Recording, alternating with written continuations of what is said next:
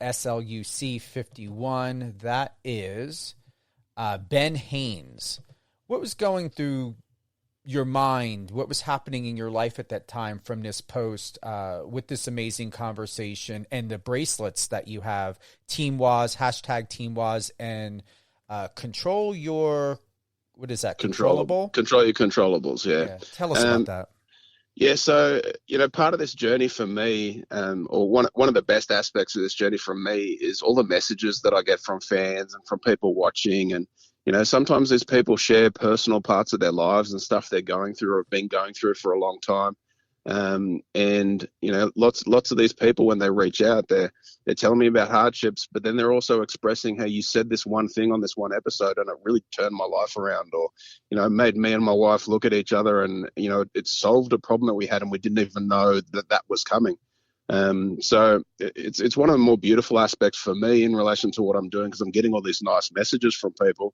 But just knowing that any words that you choose throughout the day could help anyone. You have no idea who's listening, who's going to take it one way, apply it to their lives or anything like that. And that was sort of a case there where, I just said that one thing on the show, control your controllables. I think I was fishing in the Amazon and I'd caught a fish.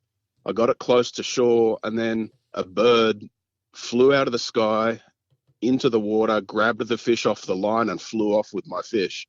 And I think most people in that situation would be pretty upset or devastated, but I just looked at it and laughed. Like, we're out in these challenges. The idea is don't fight Mother Nature. You got to work with your environment, become part of your environment. So, that's completely out of my control, that bird coming down. And that's a win for the bird. So I didn't get upset. I just looked at the camera and I laughed and I said, hey, you got to control your controllables. I can't get upset by this because then that's going to affect something that happens later in my day.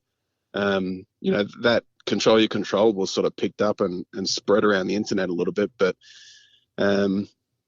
I'm still in contact with that guy. He and his wife made some bracelets up for themselves, and I just made a comment that's awesome. I'd love to have one of those. And then he actually made up 150 or 200 of these things, and that you can see in that post, and he shipped them to me, which I thought was just a beautiful gesture and very nice. But it's sort of nice having that reminder. I wear that thing still. It's nice having that reminder that any words that you choose can sort of help people out there in a way that you had no intention, but it is amazing at the same time.